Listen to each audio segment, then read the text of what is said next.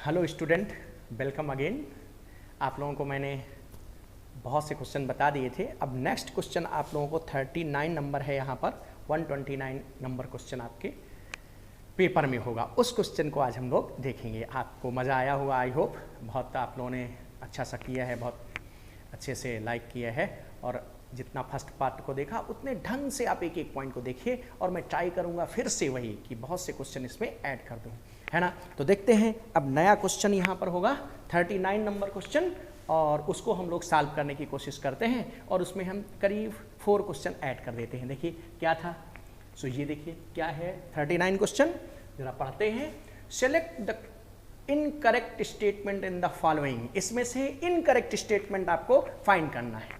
Multipolar neurons are found in cerebral cortex. Okay, आपको पता है जो कॉर्टेक्स रीजन होता है ना सेरेब्रल रीजन का, उसको अगर देखें तो उस रीजन पर 6 रो होते हैं। किसकी? सेल्स की। और उनके जो न्यूक्लियस होते हैं ना, मीन्स उनका जो साइटान होते हैं, उनके ग्रुप बने होते हैं। तो 6 रो ऑफ द न्यूक्लियाई हम लोग बोलते हैं। लेकिन उनसे क्या होता है, मल्टीपोलर न्यूरॉन्स ही प्रेजेंट होते हैं। तो जो न्यूक्लियाई है वहां पर क्या होगा, ग्रुप ऑफ साइटान होगा। उनके 6 रो होते हैं। देखो जरा मैं इसको बना के बताने की कोशिश करता हूं कि देखिए ये इस तरह से ग्रुप थी, ये न्यूक्लियाई है। इसमें क्या होता है, ढेर सारे साइटान होते हैं। किसके? मल्टीपोलर न्यूरॉन्स के। और उनके एक्सान इस तरह से नीचे होते हैं। तो ये जो 6 रो होंगी, 1 2 3 4 5 6 रो जो होंगी, उनको क्या करेंगे, उन 6 रो के भी यहां पर अगर देखा जाए, सो 6 रो, ये देखो 1 2 3 ऐसे होगा, तो कितने होंगे, 6 रो। सो ये मल्टीपोलर न्यूरॉन्स की ही 6 रो होती हैं। तो देखो एक क्वेश्चन आपको और मिल गया। सपोज देखते हैं, इसमें लास्ट जो होती है ना बेसल गैंग्लिया वाली, वो बहुत लार्ज होती है, आपको पता होगा। मैं इसका एक्सप्लेनेशन बाद में करूंगा, कोई जरूरत नहीं है यहाँ, क्योंकि उसने डायरेक्ट पूछा है। तो ये सब न्यूरॉन्स कैसे होंगे, मल्टीपोलर होते हैं, और इनके एक्सॉन नीचे की तरफ हैंग करते हैं। और इस वजह से जो नीचे की तरफ हैंग करते हैं ना, नीचे, इस वजह से वो कैसा व्हाइट दिखाई देता है। तभी इस पार्ट को ग्रे मैटर, और नीचे वाले पार्ट को जहां पर एक्सॉन होते हैं उसको क्या कहते हैं, व्हाइट मैटर। तो इसका मतलब ये क्लियर हो जाता है, multipolar neurons are found in cortex, cerebral cortex. 100% इसमें कोई प्रॉब्लम नहीं है।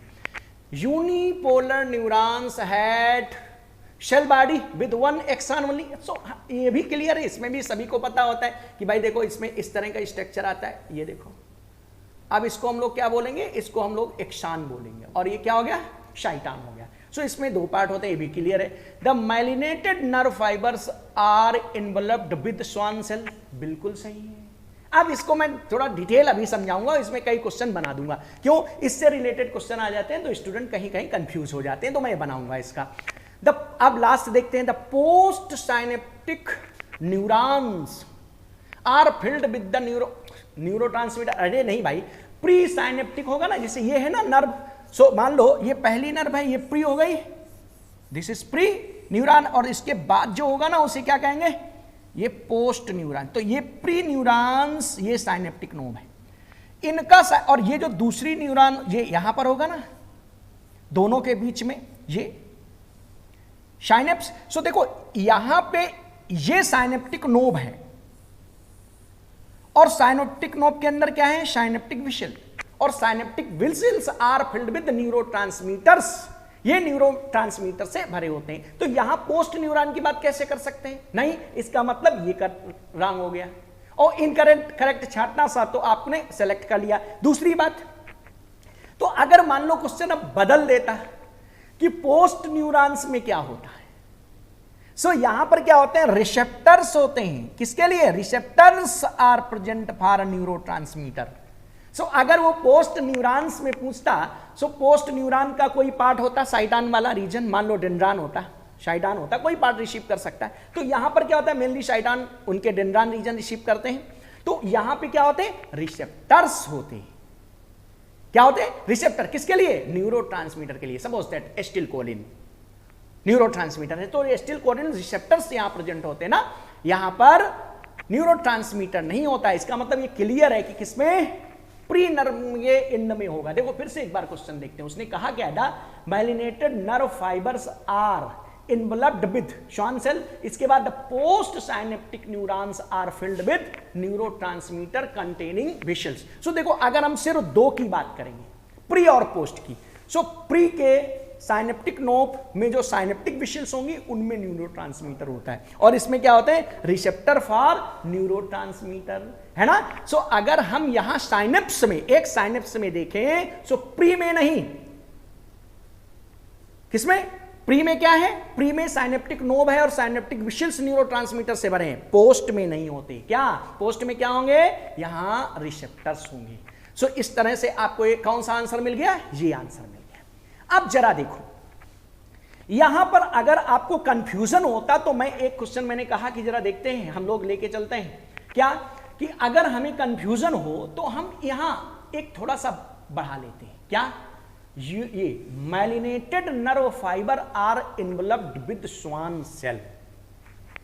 इस क्वेश्चन को जरा हम लोग थोड़ा सा डिटेल में लेके चलते हैं, है ना, जिससे कि आपको शायद अच्छे से समझ में आ जाएगा कैसे। सो देखो यहां पे क्या है कि इस पार्ट को अगर हम आगे बढ़ाएं तो अब क्या होगा, देखिए माइलिनेटेड, जो जरा देखते हैं कि ये न्यूरॉन्स, ये क्या मामला है, माइलिनेटेड और नॉन माइलिनेटेड क्या होता है ये, जरा इसको देखते हैं। सो देखो न्यूरॉन्स जो होंगे ना, सो न्यूरॉन्स की अगर हम बात करें यहां पे,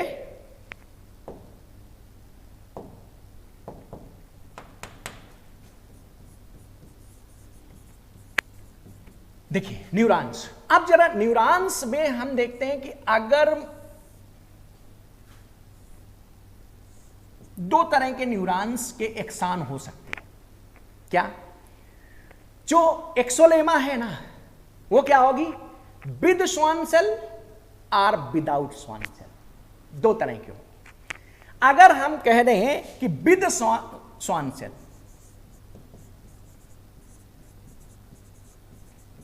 श्वान सेल, विद श्वान सेल और विदाउट,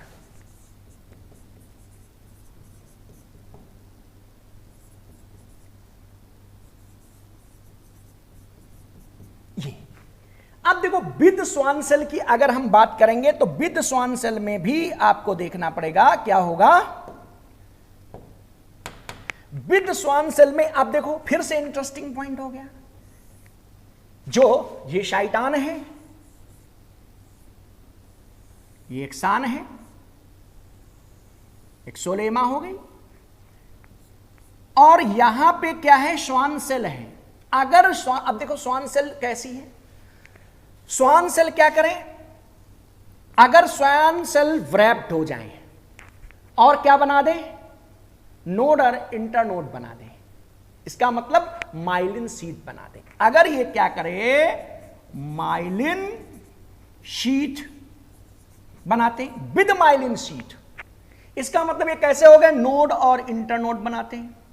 क्यों, ये श्वान सेल इस पर क्या होती है, ब्रैप हो जाती है, क्वेल्ड हो जाती है, ऐसे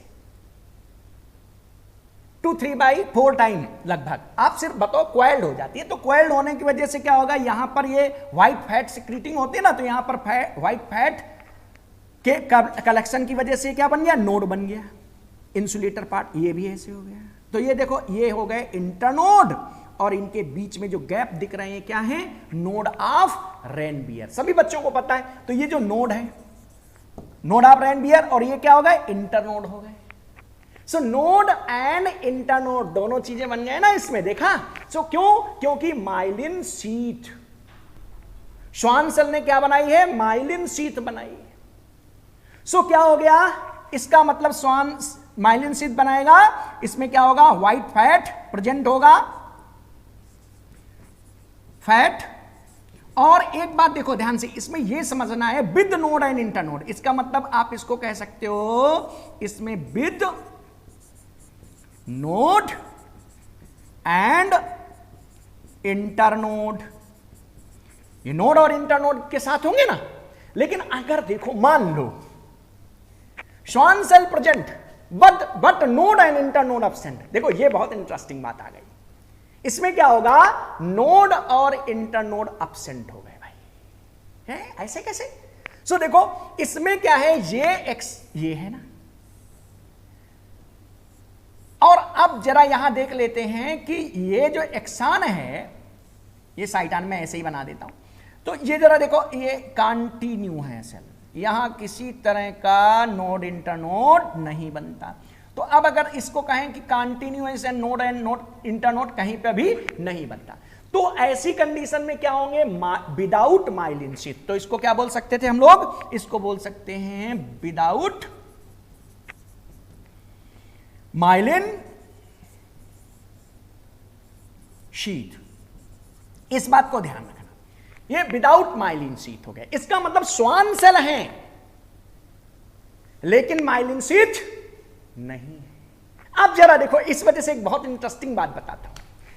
स्वान सेल का दूसरा नेम क्या है अगर आपसे पूछा जाए, सो क्या बताओगे? इन स्वान सेल का दूसरा नाम होता है न्यूरो लेमोसाइट। क्या नाम है? स्वान सेल का दूसरा नाम है न्यूरोलेमोसाइट। अब देखो, ये एक बहुत ध्यान से समझने वाली बात है, हो सकता है कुछ बच्चों के दिमाग में नहीं होगा। क्या नाम होता है? न्यूरोलेमोसाइट।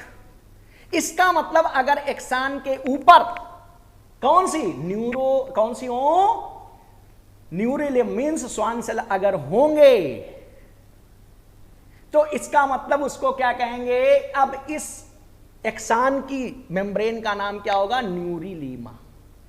क्या बोलेंगे इसको?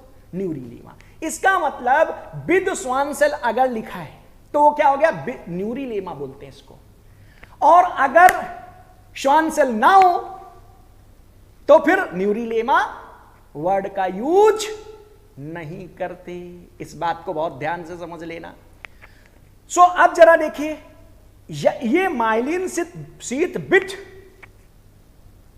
विद नोड एंड इंटरनोड, इसका मतलब ये वाले, पहले इनको बताओ कि ये हमारी बॉडी में कहां पाए जाते हैं। सो देखो, ये आपने देखा होगा आपकी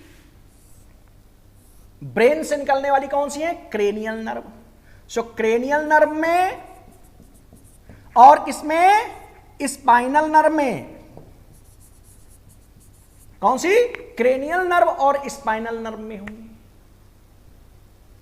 इसका मतलब क्रेनियल नर्व और स्पाइनल नर्व कैसी होती हैं? क्रेनियल नर्व और स्पाइनल नर्व कैसी होंगी? विद नोड और इंटरनोड से। अब जरा विदाउट माइलिन शीथ, लेकिन स्वान सेल है, ये कहां पाए जाते हैं? सो पेरीफेरल नर्वस सिस्टम की सारी नर्व इसी तरह की होती हैं। और उनमें ध्यान दीजिए कौन कौन, अगर आपसे इसे डायरेक्ट मैंने बोल दिया पूरा पेरीफेरल नर्वस सिस्टम, ठीक है, ऑटोनॉमस और सोमैटिक। सो सोमैटिक में बोलेंगे तो आपको पता है जब ब्रेन किसको मैसेज देता है, किस तरह की? Somatic means effector muscles, means कहा जाए कि वॉलेंटिक मसल्स को। तो पूरा आप एक वर्ड में बोल दो, पेरीफेरल नर्वस सिस्टम में, चाहे वो सोमैटिक नर्वस सिस्टम हो या ऑटोनॉमस नर्वस सिस्टम हो। ऑटोनॉमस में आपको पता है सिंपैथेटिक और पैरासिम्पैथेटिक नर्व में इन्वॉल्व होने वाली सारी नर्व कैसी होती है? स्वान सेल होगी लेकिन नोड और इंटरनोड नहीं बनते। अब जरा देखो इसमें, अब ऐसी जिनमें स्वान सेल है नहीं, जब स्वान सेल ना हो लेकिन क्या बन जाए? स्वान सेल नहीं है लेकिन वहां पर भी आप कह सकते हो कभी कभी कि माइलिन शीथ बन गई, नोड एंड इंटरनोड टाइप का दिखाई देने लगा। ऐसे कैसे हो सकता है? तो जब स्वान सेल नहीं होती हैं so centre nervous, centre means brain में, जैसे क्या कहें, सो अगर आपसे कहा जाए कि जो centre CNS central nervous system है, सेंट्रल नर्वस सिस्टम में मेनली इसमें कहां पर? ब्रेन की बात कर रहा हूं मैं। सो ब्रेन में क्या होता है? पैकेजिंग सेल होती है ना, ग्लियल सेल, ग्लियल मैंने बताया था आपको, 4 टाइप की तो आपको ही पढ़ना है, स्टेरोसाइट, ओलिगोडेंड्रोसाइट और माइक्रोग्लियल सेल। सो इनमें और कौन सी? स्वान सेल भी क्या है? स्वान सेल भी ग्लियल सेल हैं, लेकिन ये ब्रेन में नहीं, अदर पार्ट में पाई जा रही हैं। सो इनकी जगह, स्वान सेल की जगह ब्रेन में कौन सी? Oligodendrocyte, oligodendrocyte make myelin sheath. अब वो कह सकते हो कि माइलिन शीट बनाती है। अब बस इतना समझो कि ओलिगोडेंड्रोसाइट का जो, देखिए इनमें ओलिगोडेंड्रोसाइट का मतलब क्या है, जो इसमें डेंड्रान है ना वो ज्यादा नहीं है, फ्यू डेंड्रॉन्स हैं।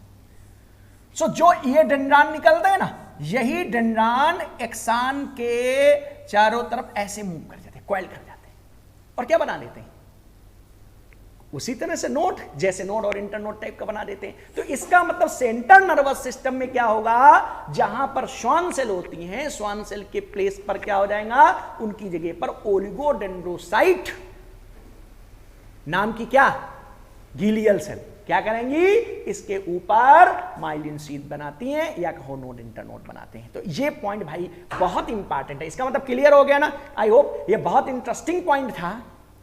तो आपने देखा with Schwann cell, without Schwann cell. Schwann cell अगर होगा तो क्या कहेंगे, न्यूरिलेमा बोलेंगे। क्यों न्यूरिलेमा बोलेंगे, क्योंकि श्वान सेल का दूसरा नाम होता है न्यूरिलेमोसाइट। और यहां हम न्यूरिलेमा का वर्ड, न्यूरिलेमा वर्ड यूज ही नहीं कर सकते। क्यों, क्योंकि यहां तो श्वान सेल होती नहीं है, यहां तो ओलिगोडेंड्रोसाइट उसके ऊपर ब्रेप्ड होती है, इंसुलेटर बनाती है। सो अब देखो श्वान सेल हो और वो क्वाइल्ड हो जाएं और फिर क्या बना दे, नोड और इंटरनोड बना दे, नोड ऑफ रैनबियर, खूब आपको पता है। सो तब उसको क्या कहते हैं, ये कहां होगा, ये क्रेनियल नर्व और स्पाइनल नर्व में होंगी। और अगर क्या हो जाए विदाउट माइलिन शीट लेकिन श्वान सेल हैं, तो ये क्या करेंगी, ये कहां पर पाई जाएंगी, तो आपको बताना है पेरिफेरल नर्वस सिस्टम में ये सब होती है। सेंट्रल नर्वस सिस्टम में एक्सान के चारों तरफ क्या क्वाइल कर रहा है, सो ओलिगोडेंड्रोसाइट क्वाइल कर रही है। क्लियर हो गया ना। लेकिन यहां न्यूरिलेमा का वर्ड यूज नहीं कर सकते हो। क्लियर हो गया ना। तो इस तरह से आपने देखा कि इसका ऑप्शन तो ये था, और 4-5 क्वेश्चन जो यहां बनने वाले थे सारे क्वेश्चंस मैंने क्लियर कर दिए हैं। अब आप इसको ध्यान से करना है ना आप। सो अब जरा देखिए नेक्स्ट, इसके बाद अगर क्वेश्चन चले तो कौन सा होगा। सो अब इसके बाद आपका कौन सा नंबर क्वेश्चन आएगा ये आपको देखना है। तो ये क्वेश्चन कौन सा था, अब ये 40 के बाद हम लोग चलते हैं, 41 नंबर क्वेश्चन है आपका। देखिए हाँ भाई, ये भी बहुत बढ़िया एक्सप्लेनेशन के लिए इसमें भी चांस है। कौन सा क्वेश्चन हो गया, which of the following structure has the highest concentration of the cell. और आई की बात की गई भाई, आई की, तो बिल्कुल सिंपल हो गया। आई में ब्लाइंड स्पॉट, भाई ब्लाइंड स्पॉट में तो कोई बीजन ही नहीं बनता। लेकिन समझो ब्लाइंड स्पॉट में क्या होता है। सो एक्चुअली ब्लाइंड स्पॉट में क्या होगा कि जो रेटिना इनर आई में आपको पता है 3 कंसेंट्रिक लेयर होती है। पहली कौन सी होती है, स्क्लेरा स्क्लेराइड, दूसरी कौन सी होती है, कैरोइड, और तीसरी कौन सी होती है, रेटिनल। अगर बाहर से ऐसे चलें तो अंदर रेटिना। सो जो रेटिना वाली लेयर होती है उसमें क्या होता है, उसको भी हम रेटिनल वाले रीजन को भी कितने पार्ट में डिवाइड कर सकते हैं। सो अगर रेटिना वाले रीजन को डिवाइड करो तो हम 2 पार्ट में डिवाइड कर सकते हैं। एक क्या होता है, नीचे वाली होती जो कैसी होती है, पिगमेंटेड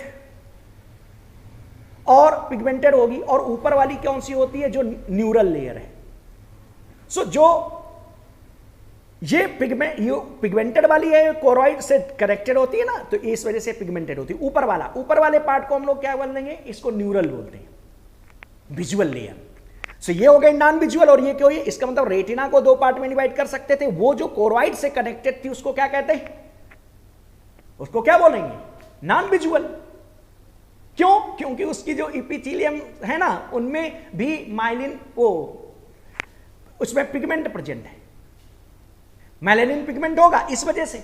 और उसके बाद वाला जो ये वाली जो लेयर है ना, ये मेन है, इसको क्या कहते हैं, इधर प्रेजेंट है। तो रेटिना की जो अपर इस साइड वाली लेयर है उसको क्या कहते हैं, न्यूरल। सो इस न्यूरल वाली रीजन, ये सेंसिटिव लेयर है, ये मेन है। सो अगर हम इस लेयर की बात करें तो इसको फिर से 3 पार्ट में डिवाइड कर सकते हैं। इसमें कौन कौन से होंगे, सो सबसे पहले होगा कौन सा, जिसमें सेंसरी शेल होंगी। मींस पहला रीजन जो होगा जिसमें सेंसरी शेल्स होंगी। सेंसरी शेल कौन होंगी, रॉड एंड कोन। उसके नीचे कौन सा होगा, बाइपोलर न्यूरॉन्स की लेयर होगी। और तीसरी कौन सी होगी, गीलियल। और गीलिया के बाद क्या निकलती हैं, जो नर्व, ये सारी नर्व आपस में मिलकर के क्या करेंगे, नर्व फाइबर आपस में मिलकर के ऑप्टिक क्या बनाएंगी, ऑप्टिक नर्व बनाएंगे। सो यहीं से ये ऑप्टिक नर्व क्रॉस करती है। तो एक वर्ड में अगर कहा जाए सो ब्लाइंड स्पॉट से क्या होगा, ऑप्टिक नर्व बाहर निकलती है और ब्रेन की तरफ जाएगी, और इसी पार्ट से blood vessels, retinal blood vessel enter करती है। देखो कितनी इंटरेस्टिंग बात हो गई। यहीं से ऑप्टिक नर्व बाहर गई और blood we shall, retinal blood vessel inter कर गई। तो इस रीजन में क्या होगा, किसी तरह का विजन नहीं बनता, इसी वजह से इसको ब्लाइंड स्पॉट बोलते हैं। इसके जस्ट साइड, मतलब अगर हम देखें तो एकदम पोस्टीरियर पोल कह सकते हो, जहां से आपका क्या आ रहा था, लाइट आ रही है, उसे जस्ट पोस्टीरियर पोल। और ब्लाइंड स्पॉट के थोड़ा लेटरल साइड में अगर देखा जाए, अगर थोड़ा सा स्ट्रक्चर के बिहाफ पर करते तो ऐसे एक एक लाइन का बस स्ट्रक्चर बनाता हूं, ज्यादा वो नहीं करूंगा मैं। सो जरा इस तरह से देख लो इसको, ऐसे इतना सिर्फ बनाता हूं। सो ये देखो, ये जस्ट यहां से इस रीजन की बात कर रहा हूं। यहां पर आपका क्या है, ये आपका ब्लाइंड स्पॉट है, और ये क्या हो गया, येलो स्पॉट, येलो स्पॉट। और येलो स्पॉट को हम लोग क्या कह सकते हैं, मैकुला लुटिया, ल्यूटिन की वजह से येलो होता है ना। सो इसका नाम क्या देते हैं, मैकुला लुटिया। सो इस येलो स्पॉट को हम लोग मैकुला लुटिया कहते हैं। और मैकुला लुटिया का बिल्कुल सेंटर पार्ट, बिल्कुल सेंटर में चले जाओ तो मान लो मैं इससे बना देता हूं, ये पार्ट बिल्कुल सेंटर का पार्ट। सो जो इसके बिल्कुल सेंटर का रीजन होगा, ये मान लो छोटा सा सेंटर, इसको हम लोग कहते हैं फोविया सेंटेलिस, ये सिर्फ फोबिया बोल दो। जो ये पार्ट है ना, इसी को लिखा हुआ है फोबिया। और ये फोबिया सेंटेलिस पार्ट जो होगा, ये कैसा है, इसमें डेंसली पैक्ड विद कोन्स, इसमें कोन डेंसली पैक्ड होते हैं। सो फाइनेस्ट विजन कहां पर बनता है, अगर क्वेश्चन पूछा जाए तो भी यही बताना। बहुत डिफिकल्ट क्वेश्चन नहीं है, मोस्टली सारे स्टूडेंट को आता होता है, लेकिन अगर किसी को कंफ्यूजन है तो मेरी कोशिश है कि आपको आ जाना चाहिए बस। अब देखो इक्वस ह्यूमर और बेटलियम, तो ये तो आपको पता है क्या होगा। अब अगर इसको रेटिना मानते हैं, इसके पहले सब लेयर होती हैं, और यहां मान लेते हैं ये लेंस है, बस इतना समझ लो। सो इसके पीछे ये बैक साइड में जो लिक्विड भरा है ना, इसको क्या कहते हैं, विट्रस ह्यूमर। और यहां कार्निया और लेंस के बीच में जो लिक्विड भरा होता है उसको क्या कहते हैं, इक्वस चैम्बर है, उसमें इक्वस ह्यूमर भरा होता है। तो ये दो चैम्बर हैं। तो ये सारी चीजें आप एक बार आई पढ़ लीजिएगा, फिर से पूरी बात क्लियर हो जाएगी और आपको समझ में आ गया which of the following structure has the highest concentration of the cone. So ये स्ट्रक्चर, ओके, फोबिया क्लियर हो गया ना। तो इसको ध्यान से लर्न कर लीजिए। और ब्लाइंड स्पॉट को भी ध्यान रखना, क्यों नहीं बनते और क्या होता है, क्योंकि इसमें ये सेंसरी शेल, कोन और रॉड नहीं होते, और इसी रीजन में क्या होगा, नर्व बाहर निकलती है और ब्लड वेसल एंट्री करते हैं, रेटिनल ब्लड वेसल। ओके, तो ये क्वेश्चन हो गया। अब ज्यादा एक्सप्लेनेशन की जरूरत नहीं है, आगे चलते हैं। अब इसके बाद अगर हम लोग बात करें तो नेक्स्ट क्वेश्चन कौन सा आएगा, जरा इसकी बात करो। सो इसके बाद क्वेश्चन नंबर हो गया आपका ये कौन सा, 43 नंबर क्वेश्चन है। तो देखिए 43 नंबर क्वेश्चन कहां हो भाई, वेरी गुड, ओके, और भी मजा आने वाला है, इसको ध्यान से समझना। और इसके रिलेटेड सारे क्वेश्चन मैं फिर से यहां पर मिक्स कर देता हूं, है ना। तो देखो जरा ध्यान से, हैवी एंड लाइट मीरोमायोसिन जब बोल दिया तो अब हम ज्यादा क्यों सोचें। मीरोमायोसिन आर कंपोनेंट ऑफ, सो भैया मीरो और मायोसिन, तो ये मायोसिन तो दिख रहा है ना। तो अगर बच्चा अपने नहीं भी आता है ज्यादा और सिर्फ अपने दिमाग को यूज करेगा ना तो भी कर लेगा। लेकिन चलो भाई, ये तो इस क्वेश्चन पेपर की बात है ना। अब इस क्वेश्चन पेपर में कितने डिफिकल्ट क्वेश्चन बनते हैं और उनको कैसे सॉल्व करना है ये जरा देखते हैं। तो इसमें मैं क्वेश्चन बना देता हूं जो शायद आप परेशान हो सॉल्व करने में, तो जरा देखते हैं। सो अगर हम इसकी बात करें तो इस रीजन में,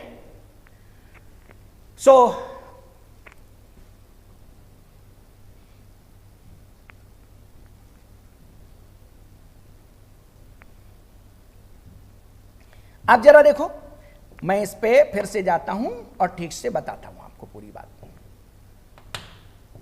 चलो देखते हैं। सो एक्टिन फिलामेंट, एक्टिन और myosin filament, troponin and tropomyosin protein. चलो देख लेते एक बार सारे, सबकी दो तरह के फिलामेंट हो गए, एक्टिन फिलामेंट और मायोसिन फिलामेंट। सो जरा देखते हैं एक्टिन फिलामेंट में क्या क्या होता है और मायोसिन फिलामेंट। तो देखो हम प्रोटीन की डायरेक्ट बात करते हैं। एक्टिन फिलामेंट, ये एक्टिन फिलामेंट है, ये थिन फिलामेंट्स होता है ना। सो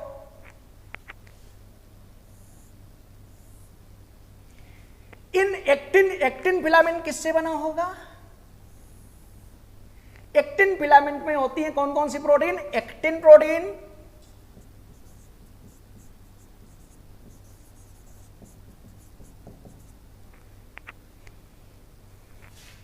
myosin,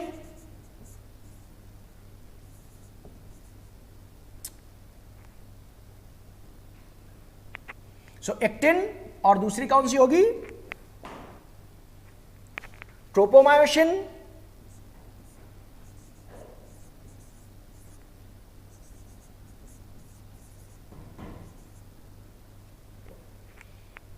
and troponin. So actin protein, tropomyosin और ट्रोपोनिन, ये होती है। अब आपको पता है एक्टिन प्रोटीन में दो तरह की होती है ना, जी एक्टिन ग्लोबुलर होती है, एफ एक्टिन ये ग्लोब्यूल एमजी मैग्नीशियम आयन की प्रेजेंस में जुड़ जाते हैं ना, जुड़कर क्या बनाते हैं? एक फिलामेंट बनाते हैं, वही एफ एक्टिन फिलामेंट बनाते हैं। और इस फिलामेंट के ऊपर क्या होगा? मान लो ये फिलामेंट है और इसके ऊपर क्या होगा? कौन सी? ये ट्रोपोमायोसिन के दो फिलामेंट ऐसे ब्रैक्ट होते हैं।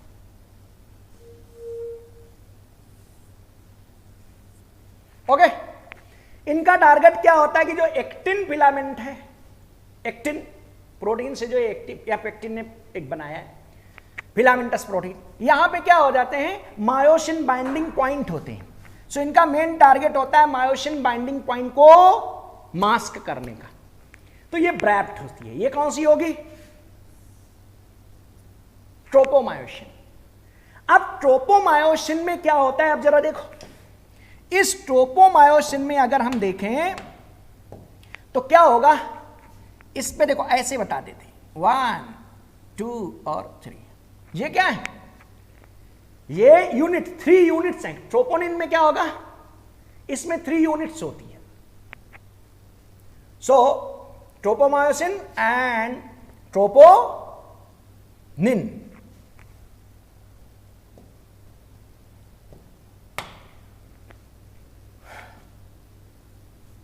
सो ये देखिए जरा, ट्रोपोनिन में 3 हैं। एक तो ये मायोसिन, ये कौन सी थी? ये ट्रोपोमायोसिन है। तो ट्रोपोमायोसिन से जुड़ने वाली यूनिट का नाम क्या रख देते हैं? टीएम। इसका, इसमें कैल्शियम अटैच होता है तो इसको क्या कर देते हैं? टीसी। और देखो मेन रूप से किसको मास्क करने का काम कौन करता है? टीआई। जब देखो ये क्वेश्चन पूछा गया था ना पिछली बार, इसके पहले एक एग्जाम के पहले आपसे पूछा गया था कैल्शियम कहां पर अटैच होता है, किस प्रोटीन में? सो ट्रोपोनिन में। और ट्रोपोनिन के किस यूनिट में? सो टीसी यूनिट में। ये कैल्शियम बाइंडिंग यूनिट है क्योंकि इस पर क्या होता है? कैल्शियम बाइंड होता है, तभी ये स्लिप कर जाएगा और मायोसिन बाइंडिंग यूनिट ग्रुप खुल जाएगा। तो ध्यान रखना, इसका मेन काम क्या होता है कि जो एक्टिन राड में, अगर हम एक्टिन राड की बात करें तो इस एक्टिन राड में, दूसरे कलर से बना देता हूं तो समझ में आ जाएगा। यहां पर मान लो ये क्या है? ये मायोसिन बाइंडिंग साइट है। सो इस मायोसिन बाइंडिंग साइट को ये क्या करता है? मास्क करने का काम करता है। इसका मतलब actin filament, actin protein, tropomyosin and troponin protein 3 से बना होता है। और इनमें कौन कौन सी यूनिट्स हैं, कौन मास्क करता है, ये पता चल गया। चलो भाई हो गया। तो ये तो एक्टिन फिलामेंट की बात थी। अब जरा बात करते हैं मायोसिन फिलामेंट की।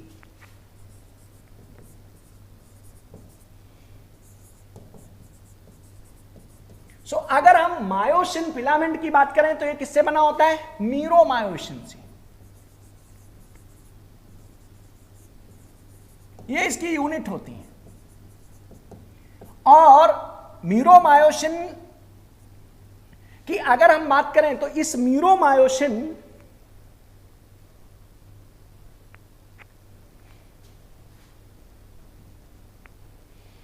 मीरोमायोसिन की अगर हम बात करेंगे ना तो इस पे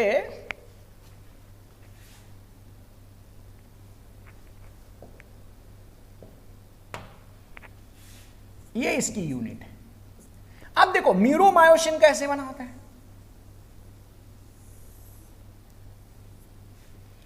इस मीरोमायोसिन में अगर देखा जाए तो क्या होता है, ये हेड रीजन होता है और ये क्या होता है, नेक रीजन है। और ये क्या है, टेल रीजन बोल दो फिलामेंट। हेड और नेक किससे बने होते हैं? हैवी मीरोमायोसिन से। और टेल किससे बना होता है? लाइट मीरोमायोसिन से बना।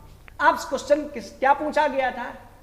Heavy and light meromyosin, myosin are the component of. Automatic आपको समझ में आ गया किसका? मायोसिन फिलामेंट का कंपोनेंट है। लेकिन थोड़ा सा अगर इतना याद कर लो, अब देखो ये जो हेड वाला रीजन है ना, इसमें भी क्वेश्चन आ जाते हैं 2 पॉइंट।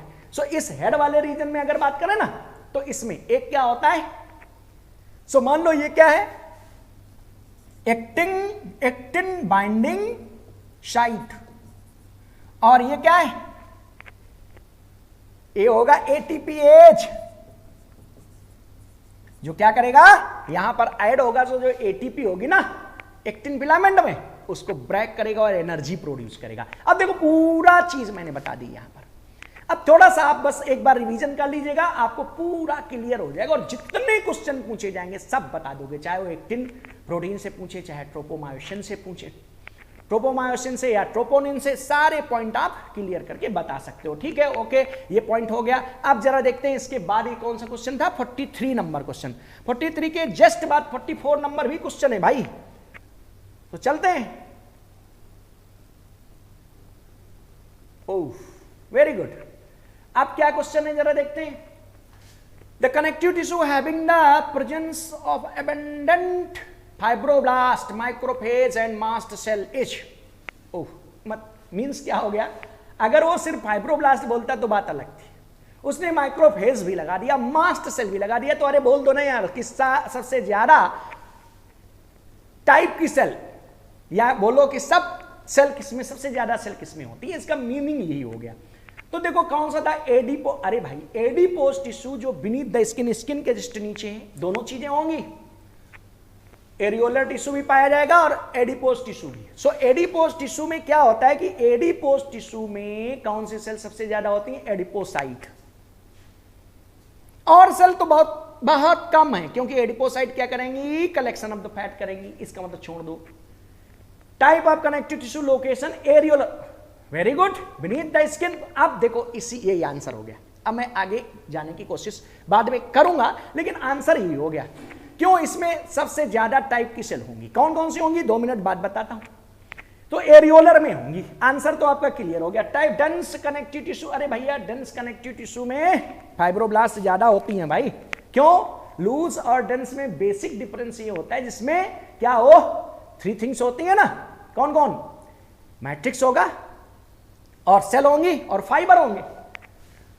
इसमें क्या होता है, मैट्रिक्स कम होगा और फाइबर ज्यादा होगा, तो डेंस हो जाएगा। अगर मैट्रिक्स ज्यादा होता और फाइबर कम होते और सेल होती पूरी, तो वो तो फिर लूज में आ जाता, तभी लूज में 2 तरह के हो गए। डेंस में फाइबर ज्यादा होता है, इसका मतलब सिर्फ फाइब्रोब्लास्ट बोलते तो हो सकता है मैं उधर चलता, लेकिन यहां पर ऐसा नहीं बोला गया। इसका मतलब डेंस कनेक्टिव टिश्यू में होंगी, लेकिन फाइब्रोब्लास्ट हो सकती है ज्यादा, लेकिन और मास्ट सेल और ये ज्यादा नहीं होंगी। अब आ गया कौन, स्पेशलाइज्ड स्पेशल कनेक्टिव टिश्यू, और उसमें भी कार्टिलेज दिया है, कैंड्रोसाइट होंगे भाई।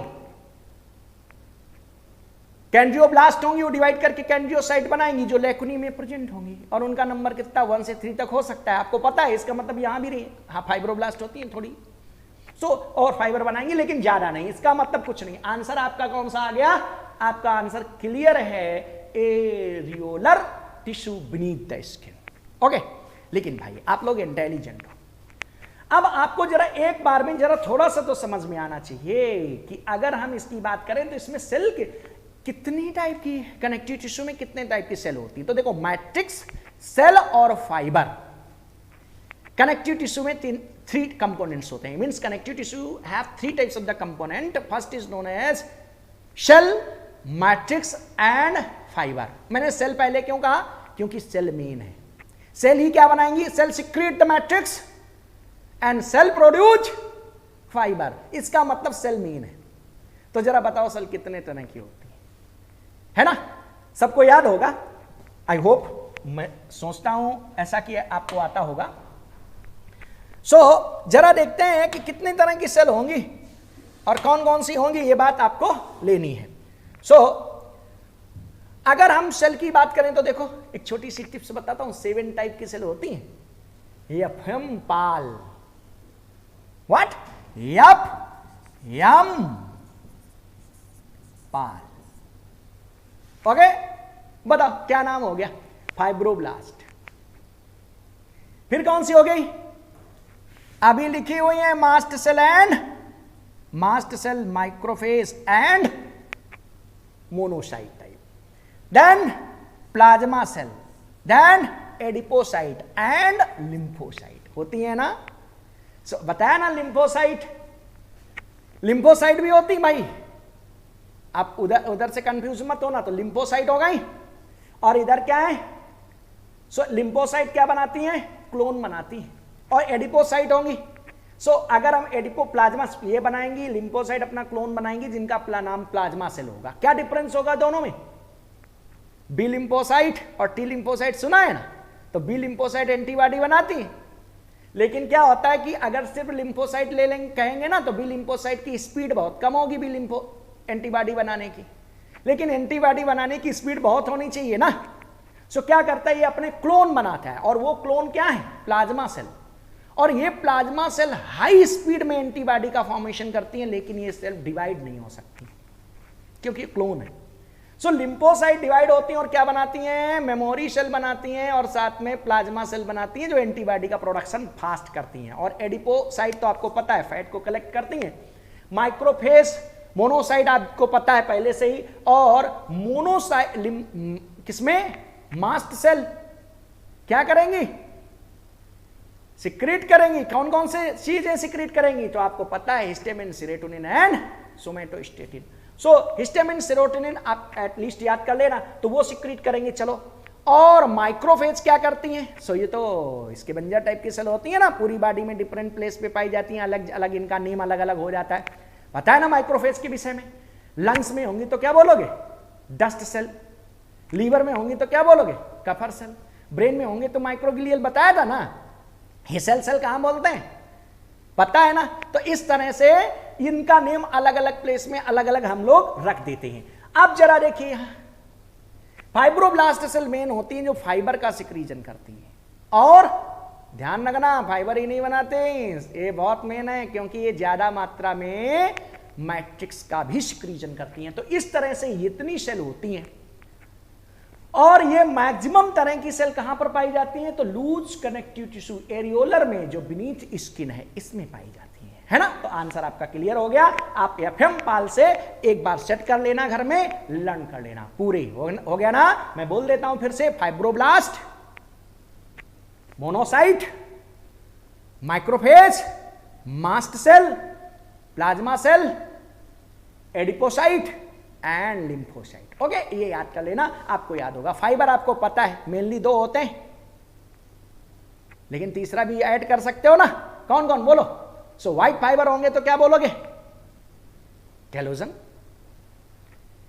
कौन कौन से हो गए? एक इलास्टिन, एलो इलास्टिन, कैलोजन और रेटिकुलिन भी होते हैं। तो कभी कभी तो 2 तो मेन आपको मिल जाएंगे एनसीईआरटी में, तीसरे को भी ध्यान रखना। तो इस तरह से आपका ये क्वेश्चन हुआ, आप इसको कर लेना। अब आगे चलते हैं हम लोग। कौन सा क्वेश्चन था? अब हम लोग बात करेंगे क्वेश्चन नंबर 45, आ गया ऑटोमेटिक। सो 45 नंबर क्वेश्चन में उसने कहा है which of the following is an example of the movement. देखो मूवमेंट की बात कर रहा हूं। सो अगर मूवमेंट, लोकोमोशन नहीं कर रहा हूं भाई, कंफ्यूज मत हो। मूवमेंट, अरे मूवमेंट तो ये भी है जो मेरे हाथ चल रहे हैं, लेकिन मैं जो मूवमेंट तो अब हो रहा है ना, डिस्प्लेसमेंट तब होगा। तो यहां मूवमेंट की बात कर रहे हैं, तो अच्छा बताओ, प्रोटोप्लाज्म स्ट्रीमिंग, प्रोटोप्लाज्म स्ट्रीमिंग कर रहा है, वो भी क्या है? मूवमेंट है। Biting and chipping of the food, तो भी क्या है? मूवमेंट है। Flexing and extension of the limbs, वो भी मूवमेंट है। अब क्या होगा? So all of the above. So क्या प्रॉब्लम है भाई? अरे अगर ये पूछा जा रहा है तो ये बहुत सिंपल है, आप कर लोगे। चलिए इसके बाद कौन सा नंबर है? सो ये कौन सा क्वेश्चन था? 45 नंबर क्वेश्चन इस पे था, और आपकी बुक में शायद होगा कौन सा? 135। अब जरा 47 नंबर क्वेश्चन को लेके चलते हैं।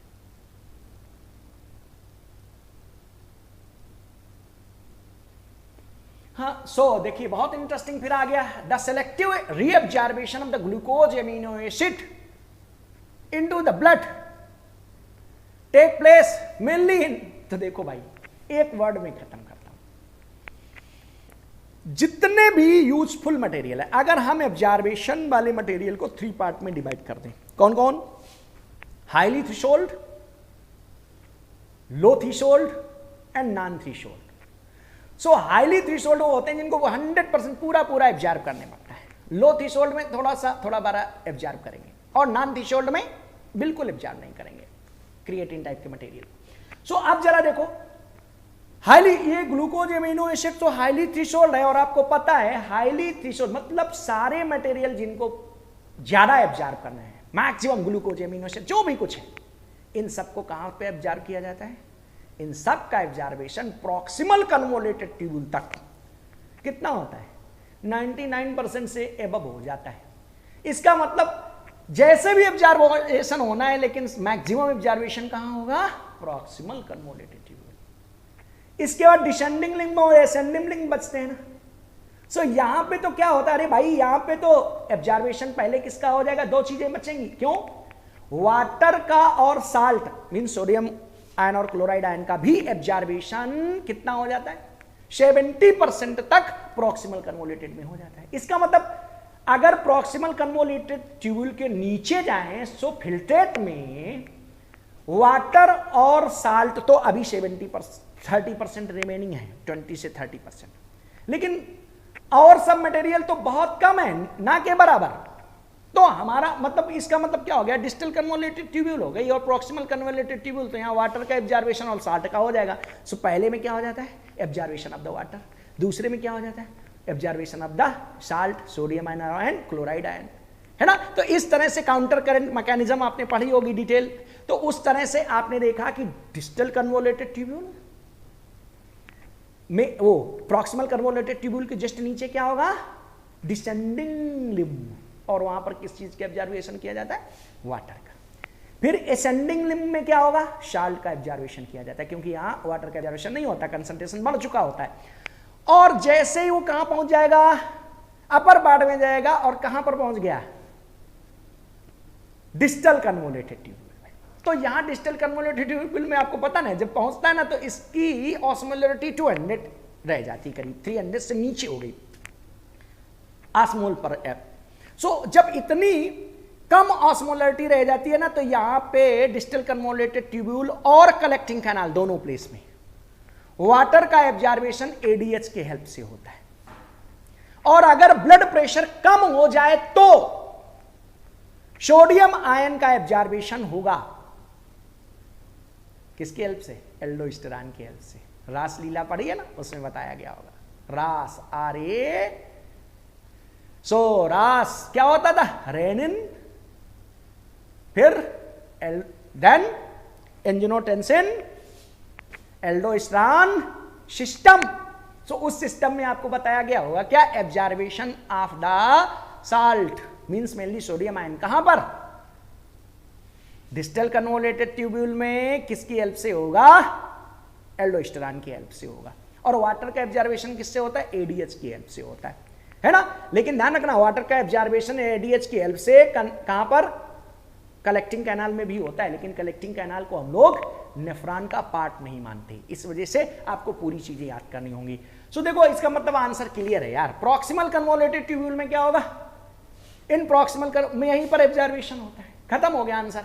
हेनले लूप बताया ना, डिसेंडिंग या एसेंडिंग में, डिसेंडिंग में वाटर, एसेंडिंग में साल्ट।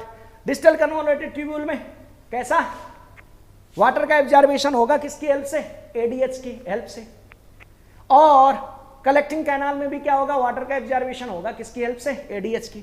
डिस्टल कन्वोल्यूटेड ट्यूब्यूल में और यहां पे थोड़ा सा साल्ट का भी एब्जॉर्बेशन हो सकता है किसकी हेल्प से, अगर ब्लड प्रेशर कम हो जाए सो क्या होगा, एल्डोस्टेरॉन की हेल्प से, है ना। तो इस तरह से आपने देखा, इस तरह के एब्जॉर्बेशन की जो बात कही थी वो आपका क्लियर हो गया, है ना। तो पहला ऑप्शन आपका करेक्ट है, ज्यादा सोचने की जरूरत नहीं है, 47 हो गया। अब देखो 49 क्वेश्चन है आपका इसके बाद।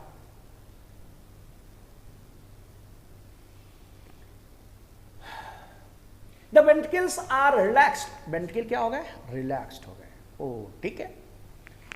And the ventricular pressure fall, okay, ventricular pressure क्या हो गया, गिर गया है, ठीक है।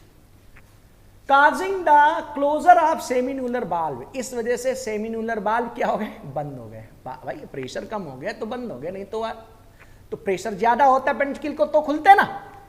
अच्छा, सो क्या हुआ, these events are related to, अब भाई देखते हैं, आर्ट्रियल डिपोलराइजेशन से। अरे भैया आर्ट्रियल डिपोलराइजेशन से वेंट्रिकल का कोई रिलेशन यहां पर नहीं है। वेंट्रिकुलर सिस्टोल, अरे सिस्टोल होता तो प्रेशर बढ़ गया होता भाई, इसका मतलब ये भी नहीं है। वेंट्रिकुलर डायस्टोल और ज्वाइंट डायस्टोल, और ज्वाइंट डायस्टोल का मतलब क्या है, सब रिलैक्स्ड होते हैं उस समय क्या होता है, वेन से आर्किल रीजन में ब्लड आता है ना, तो वो भी छोड़ दो। तो इसका मतलब क्या हुआ, वेंट्रिकुलर डायस्टोल, क्योंकि वर्ड ही वो ऐसा कह रहा था, प्रेशर कम हो जा रहा है और क्या हो रहा है, सेमिन्यूलर बाल्व भी बंद हो जा रहे हैं। तो अब ऐसी इस समय इस वजह से इसमें सिर्फ डायरेक्ट आपको समझ में आता है, मतलब जरा सा भी अगर थोड़ा सा भी आप दिमाग लगाओगे ना तो ये आ जाएगा। तो इसका मतलब यहां पे ये सब पूरी क्लियर बातें थी, आपने समझ लिया, वेंट्रिकुलर डायस्टोल इसका आंसर होगा। ज्वाइंट डायस्टोल को ध्यान रखना, क्योंकि ज्वाइंट डायस्टोल में स्टूडेंट कंफ्यूज होते हैं, सब के सब क्या है, रिलैक्स्ड स्टेट में होते हैं, 4 के 4 चैम्बर। और ब्लड कहां से, superior vena cava, inferior vena cava, उधर हार्ट से सब ब्लड आके भर रहा होता है, कहां पर, आरिकुलर रीजन में। तो वो ज्वाइंट डायस्टोल उसकी भी बात नहीं कर रहे थे, इसका मतलब वो वेंट्रिकुलर डायस्टोल की बात करते हैं। आगे चलते हैं, नेक्स्ट क्वेश्चन कौन सा है, ये क्वेश्चन हो गया 49। 49 क्वेश्चन के बाद क्वेश्चन नंबर है आपका 52, इट्स मींस 142 नंबर में।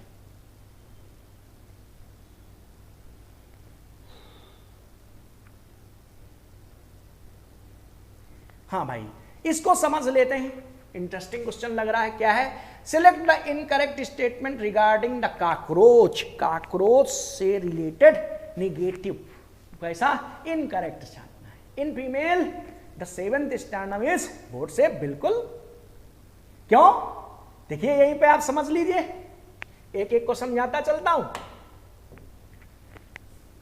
बोट शेप, यस, सो अगर बोट शेप कह रहा है वो, सो और कौन सा, 7th स्टर्नम, ठीक है। स्टर्नम, 7th स्टर्नम इस तरह से क्या होगा, बोट शेप होता है इसमें, देखो ये 7th स्टर्नम, ये समवॉट इस तरह से बोट शेप हो जाता है, या आप ऐसे बना के उसको 20 से ब्रेक कर देना, ऐसे ये ज्यादा सही रहेगा आपके लिए। सो ये कैसा हो जाता है, बोट शेप होगा। अब जरा देखो, ये जो बोट शेप होता है ना, ये क्या करता है, नीचे की तरफ से जेनाइटल चैम्बर बनाता है, किसके साथ मिलकर, सो ये 7th था एलॉन्ग विथ, ये 9th था, और किसके, ये 9th sternum in female the 9th sternum is boat shape, लिख रहा है वो। Male bear a pair of the short thread like anal style which are absent, yes ये करेक्ट हो गया। In both sex the 9th segment bear a pair of jointed, no भाई 9th jointed it's means ये किसकी बात कर रहा है, ये एनल सरसाई की बात कर रहा है। और एनल सरसाई 10th में होते हैं 9th में नहीं, इसका मतलब ये रॉन्ग हो गया। उसने क्या कहा था, कैसा फाइंड करना था, इनकरेक्ट, तो ये 10th होता भाई। In both the sex in 10th segment, it means 10th tergum से निकले होते हैं दोनों में। कैसे होते हैं, पेयर्ड, ज्वाइंटेड, फिलामेंटस होते हैं ना। और किसके लिए सेंसिटिव होते हैं, वेव्स के लिए, साउंड के लिए, है ना, साउंड वेव और कोई भी वेव हो उसके लिए सेंसिटिव होते हैं। लेकिन वो होते कहां हैं, 10th में होते हैं भाई, टर्गम में जुड़े होते हैं। ओके, इसका मतलब ये पॉइंट रहा है, तो यहीं से मिल गया। अब जरा देखिए क्या कह रहा है, the abdomen in both male and female consist of 10th segment, yes abdomen आपने देखा होगा कि हेड कितने से बना था, 6 सेगमेंट, लेकिन फ्यूज थे। थोरैक्स बनना था 3 से, और एब्डोमेन किससे बना है, 10 से। अब इसका मतलब अगर हम इन female the 7th sternum is boat shape, अगर उसने कहा है तो बिल्कुल करेक्ट बात कही है, क्योंकि इस पे क्या होता है, 9th और 8th और 9th बहुत छोटे छोटे होते हैं बहुत, और वो इसके साथ मिक्स हो करके जेनाइटल चैम्बर का वेंट्रल पोर्शन बनाते हैं। ये जेनाइटल चैम्बर है, तो ये वेंट्रल पोर्शन कौन बनाता है, 7th boat shape sternum with 9th, 8th and 9th।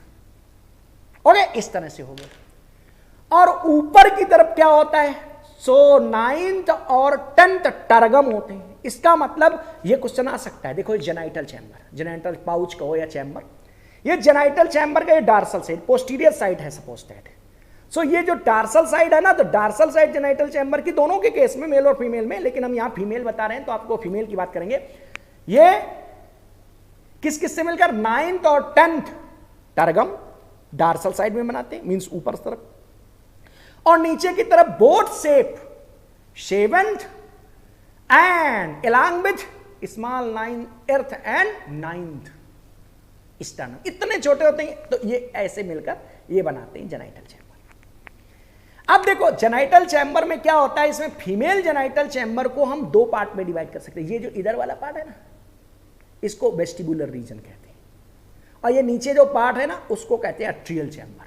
सो जो पीछे की तरफ इधर है ना, ये पार्ट कैसा होगा, अट्रियल चैम्बर जो होगा वो कैसा होता है, वो स्मॉल है, बड़ा नहीं होता। बड़ा तो ये इधर वाला जो बाहर खुलता है, ये क्या होगा बाद में पोस्टीरियर साइड में।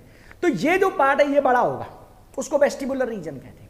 और पीछे की तरफ जो अट्रियल रीजन होता है, इस अट्रियल रीजन में, और ये जो ऊपर बड़ा वाला पार्ट है ना, ये गोनोथिका रीजन भी बोलते हैं, क्योंकि इसमें क्या बनेगा, इसमें ऊथिका का फॉर्मेशन होता है। सो ऊथिकल चैम्बर भी बोलते हैं, और इसमें ऊथिका का फॉर्मेशन होता है। जो बाद वाला कौन सा रीजन था, जिसको हम लोग वेस्टिबुलर रीजन कहते हैं। और जो पीछे वाला है ना अट्रियल चैम्बर, ऊपर की तरफ, ये छोटा है, लेकिन इसी में सारे पोर होते हैं। अब मैंने एक वर्ड में बोल दिया, सारे पोर होते हैं।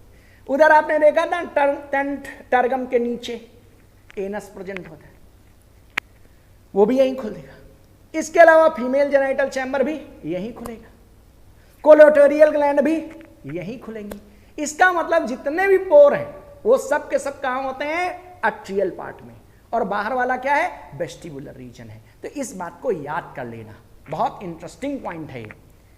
7th बोट शेप, और वो क्या होगा, along with 8th and 9th क्या बनाता है, ventral part of the genital chamber बनाता है। तो इस तरह से अगर आप क्वेश्चन करोगे तो समझ ले। अब देखो मैं इस पॉइंट में भी एक क्वेश्चन बना देता हूं, क्या कि क्या होता है कि यहां पर एनल स्टाइल, एनल सरसाई की बात करी थी, यही जो गलत था। वो 10 क्या होता है, इन बोथ सेक्स, दोनों में 10th टर्गम से क्या निकलते हैं, 10th टर्गम की लेटरल साइड से, किनारे से क्या निकलते हैं, सिगमेंटेड हेयर लाइक स्ट्रक्चर्स निकलते हैं। और वो क्या होते हैं, बहुत सेंसिटिव होते हैं, किसके लिए, साउंड की वेव के लिए, और कोई भी वेव के लिए होते हैं, है ना। और अगर हम देखें मेल में तो 9th स्टर्नम, क्यों या फीमेल में तो 9th स्टर्नम इतना छोटा होता है कि वो दबा होता है 7th के नीचे, तो उसकी तो बात ही छोड़ दो, तो होंगे नहीं। मेल में 9th स्टर्नम से, क्योंकि मेल में 9 स्टर्नम पूरे क्लियर होते हैं, इसमें 7 ही क्लियर होते हैं और मेल में 9। सो 9th स्टर्नम से 2 unsegmented small unsegmented air like structures निकलते हैं, जिनको कहते हैं एनल स्टाइल। ये एनल सरसाई थे, वो क्या है? Anal style. और जो एनल स्टाइल होते हैं ना, ये सिर्फ मेल में होते हैं, क्योंकि 9th स्टर्नम मेल में ही क्लियर होगा। और देखो ये these are sensitive for touch, और ये टच के लिए सेंसिटिव होते हैं। ये क्वेश्चन आपके इस पे बनेंगे, तो आप लोग पढ़ लोगे, मेरी समझ में आप अच्छा कर सकते हो। हो गया ना? अब बहुत नहीं तो बहुत खिंच जाएगा, आप अच्छे से करिए। आप जरा देखिए, इसके बाद आगे चलते हैं। अब कौन सा क्वेश्चन आएगा? सो जरा देखते हैं, ये कौन सा क्वेश्चन है? 53। सो अब आएगा 54 नंबर। 54 नंबर क्वेश्चन आप देखते हैं। देखो भाई, 2 bacteria found to be very useful in genetic engineering experiment. तो अब भाई देखो, ये आई थिंक सब कर लेंगे। नाइट्रोबैक्टर, एजोबैक्टर, ये बॉटनी में पढ़ना भाई। राइजोबियम एंड डिप्लोकोकस, वहीं पर चलो। ये क्या है? नाइट्रोसोमोनास। और ये क्या हो गया?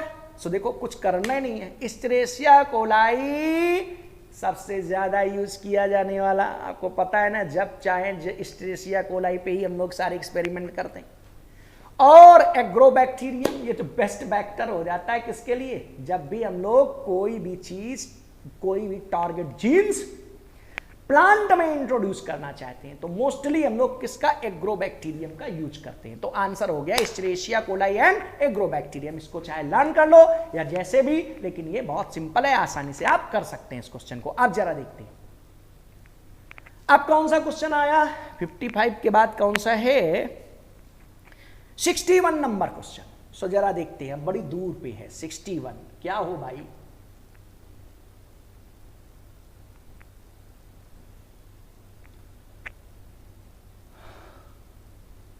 ओह, वेरी गुड। सो अब जरा 61 नंबर क्वेश्चन को देखते हैं। भाई क्या कह रहा है? Which of the following is not related to the human teeth.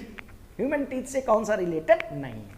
So human teeth में enamel, hardest material of the body, मालूम है ना? सो इनामेल तो भैया टीथ में होता है। एमाइलोब्लास्ट सेल इसको सिक्रीट करती है।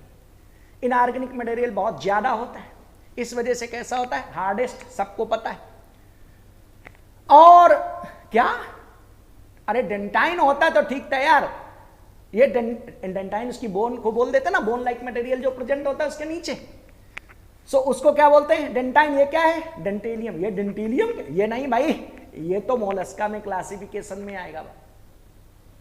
तो इसका मतलब ये रॉन्ग हो गया, तो खत्म, कोई जरूरत ही नहीं थी। क्राउन सबको पता है, 3 पार्ट होते हैं ना, root, neck and crown.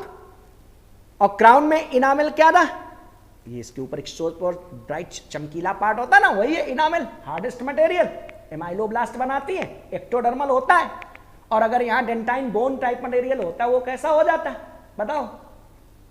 Bone type, mesodermal हो जाता। अब देखो क्राउन, और इसके बाद क्या हो गया? सो रूट, इसका मतलब कुछ नहीं। यहां पे अगर हम देखें इसको, तो आपने देखा कि ये वाला जो रीजन है, ये कैसा हो गया? यहां पर क्राउन और रूट ऑफ टीथ। तो इसका मतलब सिर्फ एक पार्ट आपको क्या था? ऐसा पार्ट मिल रहा है जो किसका नहीं है? This is not the part of teeth, ये टीथ का पार्ट नहीं है। चलते हैं, अब जरा 61 के बाद देखते हैं कौन सा होगा। 62 के बाद कौन सा होगा? 66।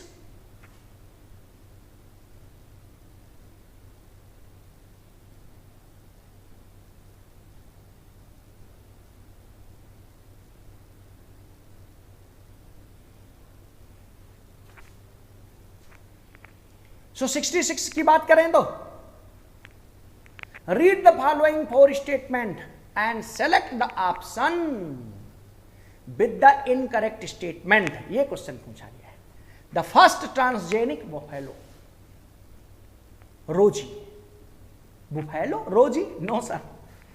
ऑप्शन देखते ही कुछ समझ में आने लगता है और आप चाहो तो उसको कर सकते हो। क्या बुफेलो नहीं, यहां काऊ होना चाहिए।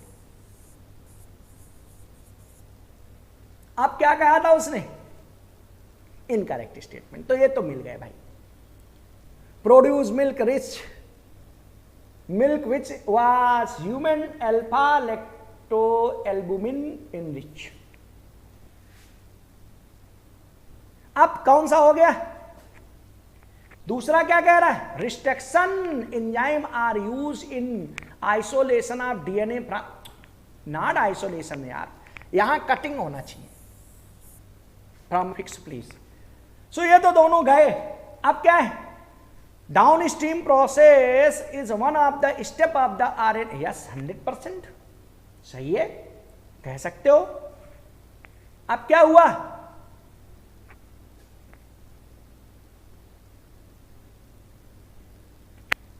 disarmed pathogen, yes 100% pathogen vectors are also used in the transfer of rDNA, recombinant DNA technology में हम इसका कर सकते हैं, है ना।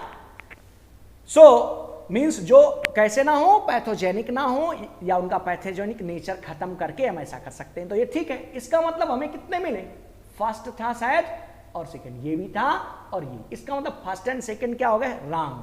सो ऑप्शन कौन सा हो गया, दिस इज द आंसर, है ना। तो इस तरह से 1 सेकंड के अंदर आप इसको कर सकते हो। अब जरा देखो, ये तो आप कर सकते हो, बहुत सिंपल है मेरी समझ में, ये तो सारे बच्चे छांट लेंगे इसको। अब जरा बात करें,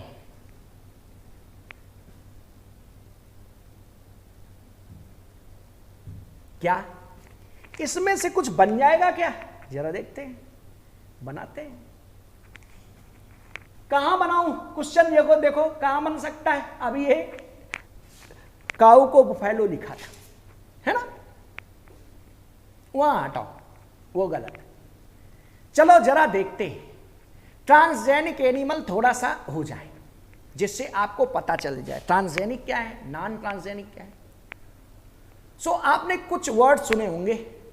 सबसे ज्यादा ट्रांसजेनिक इधर एनिमल जो बेनिफिशियल टाइप का या एक्सपेरिमेंट के लिए यूज किए गए, वो फीमेल सीप बनाई गई, भेड़। सबसे पहले कौन सी बनाई गई थी बताओ, रसलिन इंस्टीट्यूट ने बनाया था इसको। सो अब बताइए सबसे पहले बनाया गया था डॉली सीप, याद है डॉली। सो सबसे पहले बनी थी डॉली सीप। कैसी थी भाई बताओ थोड़ा मुझे भी, डॉली द सीप। ये डॉली सीप जो बनाई गई थी ना, ये कैसी थी, क्लोन। ये कैसी थी, क्लोन थी। सोमैटिक सेल से इसको क्लोन किया गया था, ओनली क्लोन। ओके। अब डॉली के बाद पोली मोली सुना होगा, पोली एंड मोली। ये कैसी है, ये भी फीमेल सीप हैं। एक इनमें क्या बोलेंगे, ये कैसे है, क्लोन प्लस ट्रांसजेनिक भी होती है। ध्यान रखना है, बहुत इंटरेस्टिंग पॉइंट है। सिर्फ क्लोन नहीं है, इनके कुछ जीन्स को हम सेपरेट कर दिए हैं, ऐड भी कर सकते हैं। सो ये क्लोन प्लस ट्रांसजेनिक, डायरेक्ट समझना, क्लोन प्लस ट्रांसजेनिक अगर पूछा जाए तो पोली और मोली होगा। अब एक और ट्रांसजेनिक, ट्रेसी सुना है,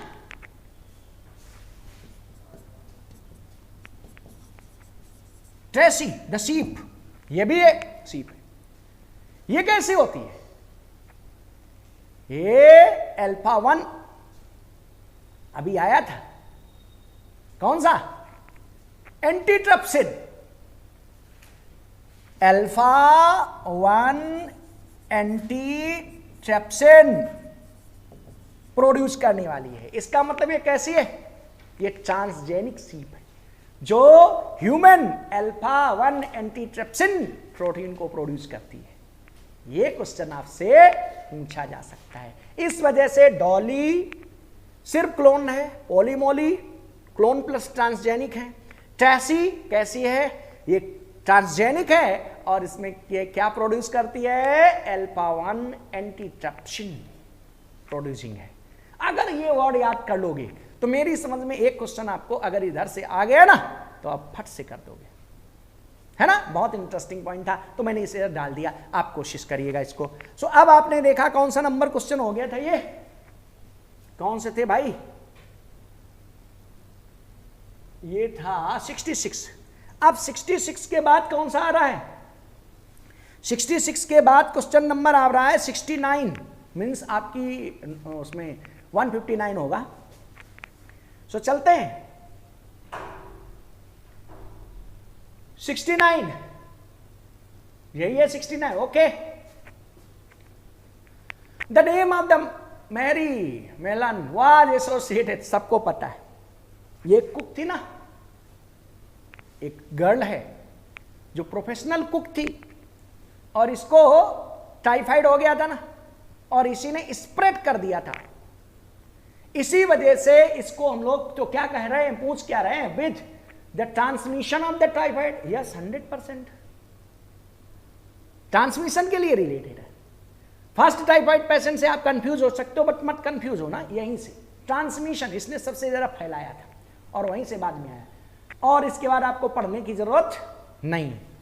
ओके, सो इसका मतलब इसका तो डायरेक्ट आंसर आप याद कर लोगे तो भी आपको समझ में आ जाएगा। अगर नेक्स्ट चलते हैं, अब कौन सा नंबर क्वेश्चन हो गया, 69। जरा देखते हैं क्या है 9 नंबर क्वेश्चन। 69 के बाद 73, ये 69 था, अब 73 नंबर क्वेश्चन पे पहुंचते हैं।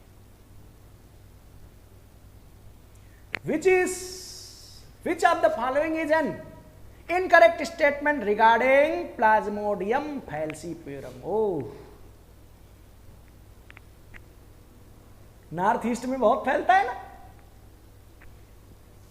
और सिर्फ वही पेशेंट बच सकते हैं जिनमें ज्यादा पावर होती है लड़ने की। कौन से जानते हो, black water fever, malignant type, death बिल्कुल 100% फैटल, मलेरिया काज करने वाला है। सो इस फैल्सीपेरम में जानते हो फैटल है, नॉर्थ ईस्ट में ये बहुत ज्यादा होता है। और जानते हो जिसकी सिकल सेप्ड आरबीसी कैरियर होता है ना सिकल सेल एनीमिया के, उनमें इसे फाइट करने के लिए ज्यादा कैपेसिटी होती है। So balancing stabilisation, balancing natural selection में देखा होगा, वहां बैलेंसिंग होगा एक, सो उसमें ये हेल्प करता है। चलो खैर वो बातें नहीं कर रहे हैं हम लोग, डायरेक्ट बात करते हैं। Not related, it causes malignant malaria, 100% malignant ही बोलते हैं। It is transmitted by mosquito, yes. It is a helminth. देखो अब अगर मैं इसको फर्जी में बहुत देर समझाऊं तो कोई फायदा नहीं, क्यों, ये हेलमेंथ तो नहीं है, ये क्या है, स्पोरोजोआ का मेंबर है, इसका मतलब ये प्रोटोजोन्स है। इट में भी फैटल, बताया आपको ये फैटल मलेरिया है, काज करता है। इसका मतलब इसका आंसर कौन सा हो गया, इसने कहा था इनकरेक्ट स्टेटमेंट। सो आपको यहीं पे सॉल्व कर लेना है, कोई खास बात नहीं थी, आप कर लेंगे। Next, so 80 number,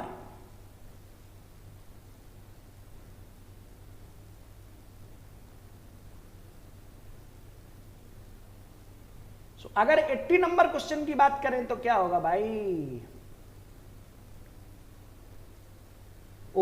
which of the following help to increase the volume of the thoracic chamber during the mechanism of breathing? Okay, देखेंगे बाद में,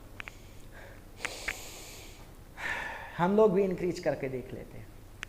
सो जब आप इन ब्रीथ करते हो ना, so inhalance of the air and exhalance of the air होता है। So inhalance of the air में कौन कौन सी मसल हेल्प करती हैं, पहले ये बताओ।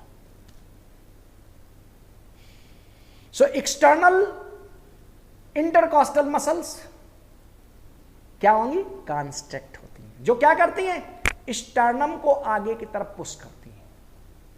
थैरोसिक कैविटी आगे की तरफ बढ़ेगी और क्या होगा, साइज न्यूमेटिक चैम्बर या कहा जाए लंग्स की क्या होगा, एक्सपेंड होंगे। दूसरा क्या हो गया, diaphragm.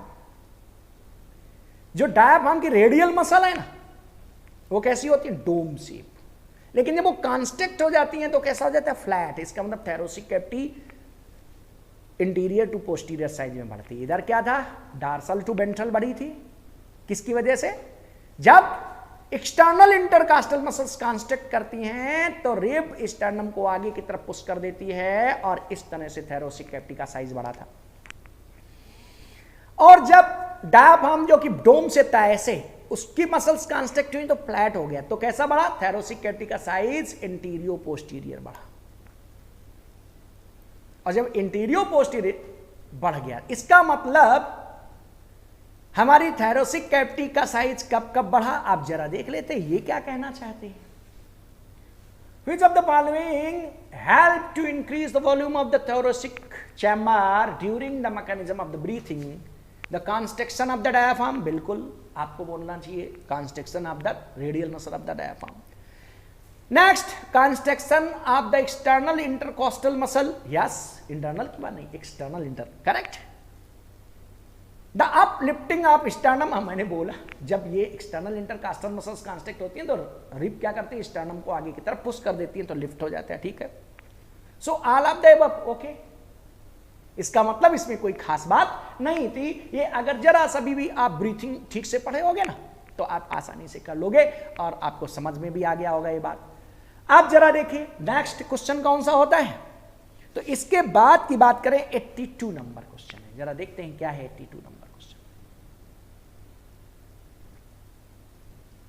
Which of the following is a phospholipid? ओह, चलो फास्फोलिपिड की बात कर रहा है तो भैया हम लिपिड की बात करेंगे, फास्फोलिपिड की क्यों मत बात करें। लिपिड कितने तरह के होते हैं, simple lipid, conjugated and derivatives. So जो सिंपल लिपिड होते हैं ना, उन सिंपल लिपिड में क्या आता है, ऑयल एंड फैट और wax. Oil and fat commonly कैसे होते हैं, ट्राइग्लिसराइड्स होते हैं, सब सैचुरेटेड होंगे तो फैट और नहीं तो अनसैचुरेटेड मिक्स होगा या अनसैचुरेटेड होंगे तो क्या होंगे, ऑयल, वो तो आपको पता है। वैक्स में क्या होता है, long chain fatty acid with alcohol, कैसा, मोनोहाइड्रिक एल्कोहल, तो वो वैक्स होते थे, चलो छोड़ देते हैं। कॉन्जुगेटेड में क्या होता है, लिपिड के साथ जब कोई चीज ऐड हो तो कहते हैं उनको कॉन्जुगेटेड। और कॉन्जुगेटेड में कौन कौन से आते थे बताओ ना, ग्लाइकोलिपिड, कार्बोहाइड्रेट, ग्लूकोज लिपिड अगर कनेक्ट हो जाए, लाइपोलिपिड, लिपिड कन्वर्ट हो जाए, क्रोमोलिपिड, कोई pigment material containing carotene type अगर अटैच हो जाए, क्रोमोलिपिड, और अगर फास्फेट कनेक्ट हो जाए तो phospholipid. Which of the following is phospholipid? और फास्फोलिपिड का अगर आपसे कोई एग्जाम्पल पूछ ले तो क्या कहोगे, लेसिथिन, पता है ना पूरा नाम क्या बोलते हैं, फास्फोलेसिथिन, है ना। सो आंसर तो यार दूर से आ गए, कुछ करना ही नहीं पड़ा। इसका मतलब आंसर क्या है, फास्फोलिस्टिन। डायरेक्ट उसने क्वेश्चन पूछा है भाई, ऐसे एग्जाम्पल दिया है, फास्फोलिस्टिन, एग्जाम्पल ऑफ द फास्फोलिस्टिन, ओ फास्फोलिपिड, लेसिथिन, ओके, ये हो गया।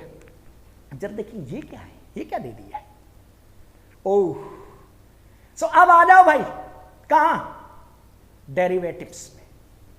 मींस डेरिवेटिव में क्या होता है, इसमें स्टेरॉइड आते हैं ना, और क्या आता है, फास्फोग्लैंडिन, प्रोस्टाग्लैंडिन आप जो उधर सुने होंगे, सो फास्फोग्लैंडिन आते हैं। सो यहां पर वो हार्मोन की तरह से काम करते हैं ना, वो लॉन्ग फैटी एसिड होते हैं। और इधर जरा देखते हैं, ये दूसरे क्यों आते हैं, स्टेरॉइड।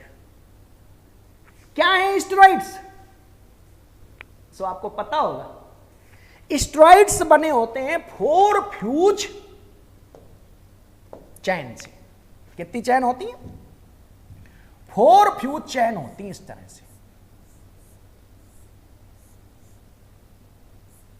मान लो यहां से ये 4 फ्यूज चेन होंगी और इन 4 फ्यूज चेन में क्या होता है?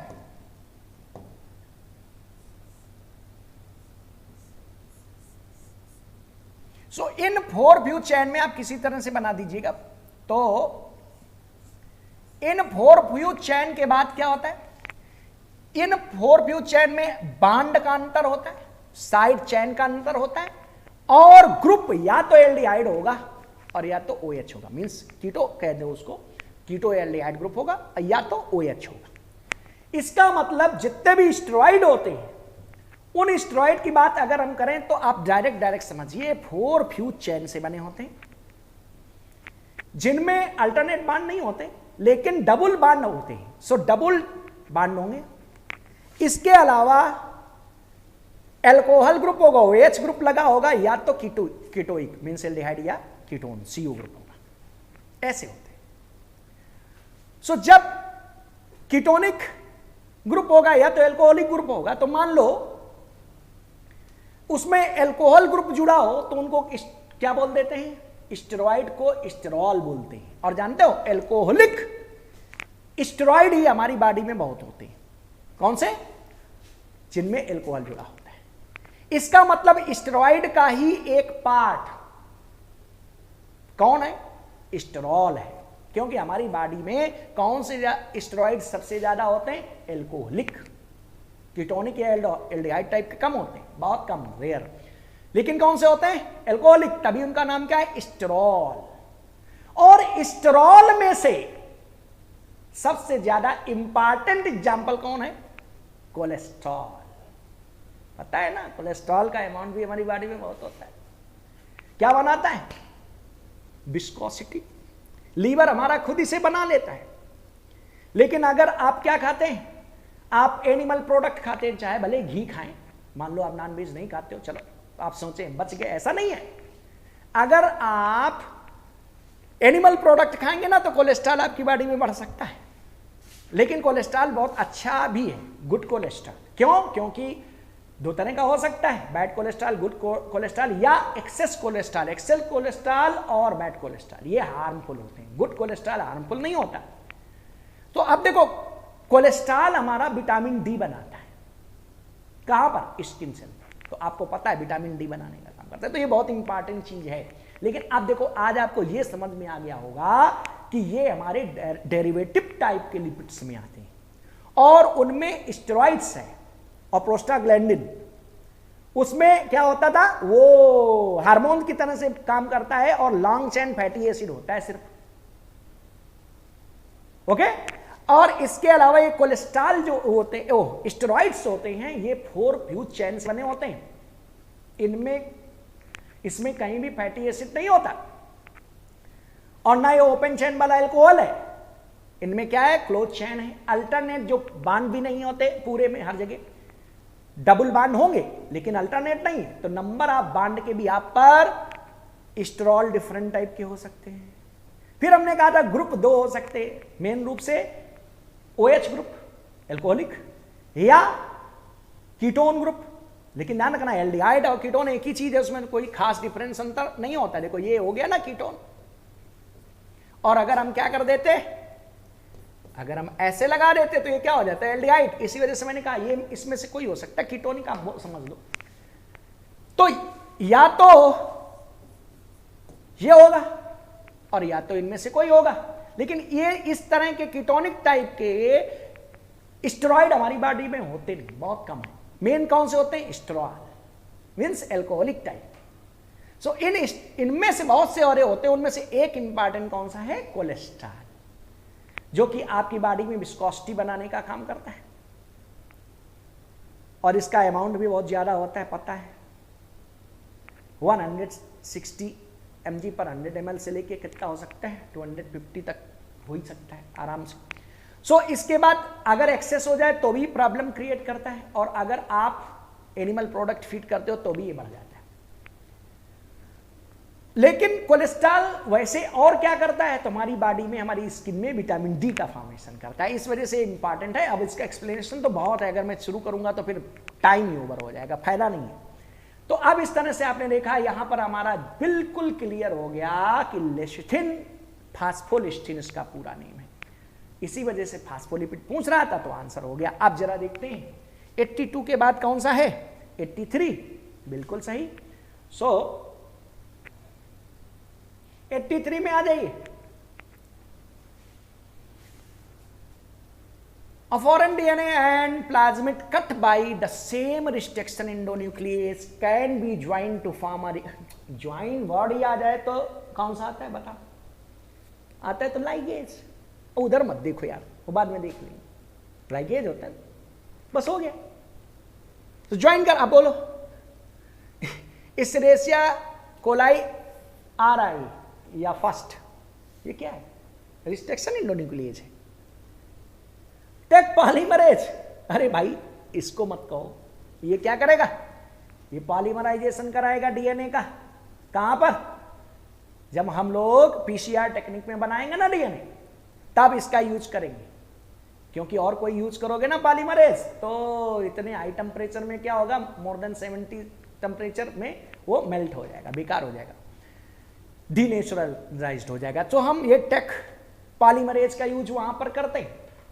पीसीआर तो सबको आता होता है, सारे बच्चों को, तो इस वजह से मैं फर्जी में वहां पर नहीं जा रहा हूं। आपको पता है ये क्या करेगा, डीएनए पॉलीमरेज की तरह से काम करेगा, जो कहां से हम निकालेंगे, उन बैक्टीरिया से निकालेंगे जो कहां पाए जाते हैं, बताइए, जो हॉट स्प्रिंग में पाए जाते हैं। अब जरा देखो, डीएनए पॉलीमरेज थर्ड, इसका भी यहां कोई रोल नहीं है, पॉलीमराइजेशन में यूज करेंगे। डीएनए लाइगेज, सो आंसर हो गया लाइगेज है, इसका मतलब आंसर कौन सा हुआ, डीएनए लाइगेज। ये भी बहुत सिंपल क्वेश्चन था, सब लोग कर लेते हैं इसको। आप जरा देखते हैं अब कौन सा क्वेश्चन आता है, 86।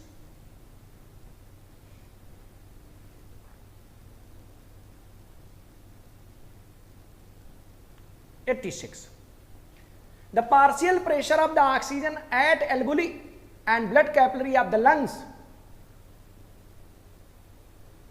Partial pressure of the oxygen at एल्बुली, ओके, ये तो सबको पता है भाई, जैसे एल्बुली में जाता है सो 104 हो गया, 104। And blood capillary of the lungs, और blood capillary of the lungs में जो प्रेशर होगा वो कितना होगा, वो 40 mmHg होता है। High pressure to low pressure की तरफ ऑक्सीजन जाता है।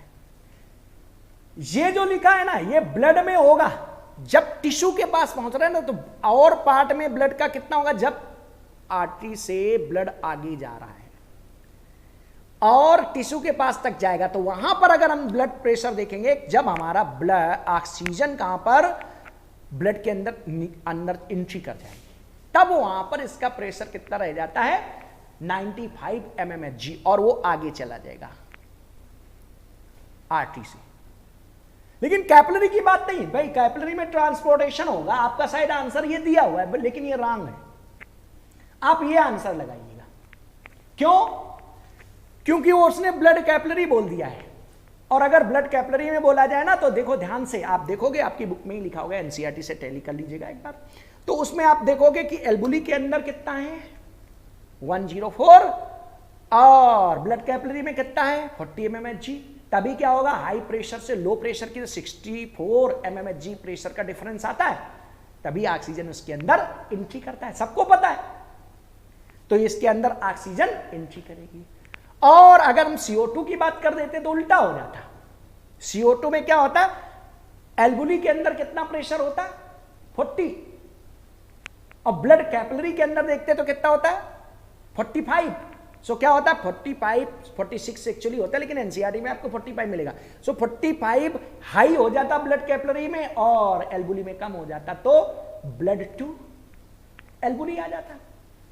इसका मतलब यहां पर तो उसने ऑक्सीजन, और ये देखो ये जो लिखा है ना 45, उसको ऐसे देखो बताने की कोशिश की है, ये टिश्यू और ब्लड के बीच जब ट्रांसपोर्टेशन दिखाना होता तब आपको ये लिखना है। क्यों, देखिए जब ऑक्सीजन इसके अंदर एंट्री करती है।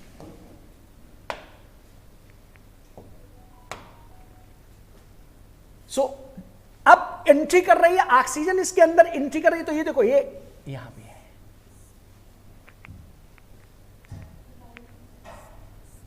ये ऑक्सीजन एल्वुलस के अंदर ऐसे एंट्री कर रही है जैसे ये लंग्स के अंदर एंट्री करती है। क्या होगा, यहां पे इसका प्रेशर है 104 mmHg।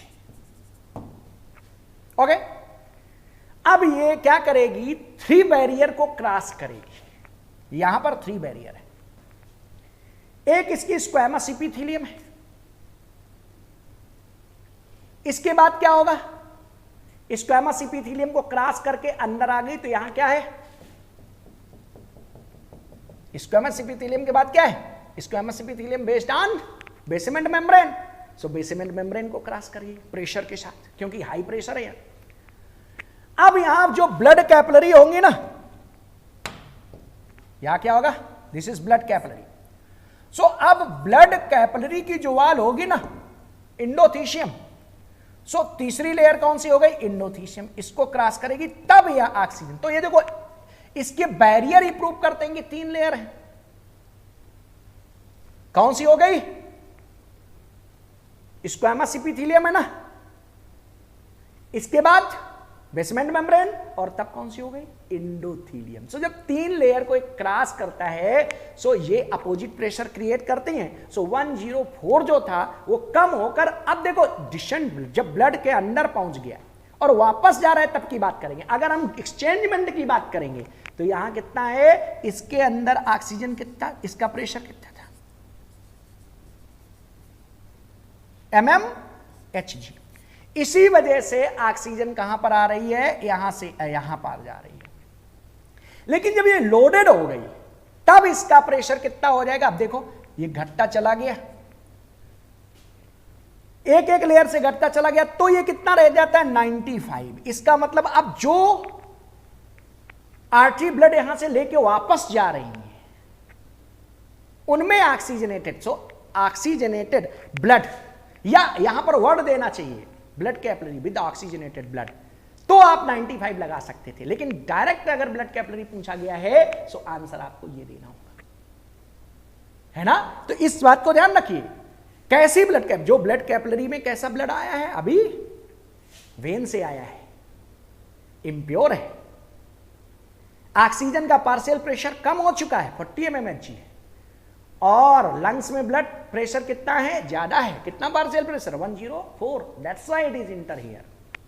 अब जब इंटर कर जाएगा और उसमें कैसा ऑक्सीजनेटेड ब्लड, अब वो अगर बोलता oxygenated blood is present in blood capillary which have the partial pressure, तो आप इसका आंसर लगा सकते थे। ओके, थोड़ा सा माइनर है, चेंज है, आप उसको ध्यान से समझ के लगाइएगा। आप जरा देखिए नेक्स्ट क्वेश्चन की बात करें, कौन सा है, लास्ट,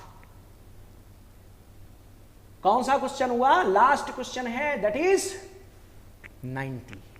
अब देखिए क्या क्वेश्चन कह रहा है भाई, which of the following organ is C shaped, कौन सा आर्गन सी शेप्ड होता है। अरे भाई, C shaped, duodenum, pancreas, liver and jejunum, कुछ भी नहीं सोचना है। आपने देखा है, पैंक्रियाज एक क्या है, ग्लैंड है यार, लीवर एक ग्लैंड है, इन सब की तो बातें छोड़ दो।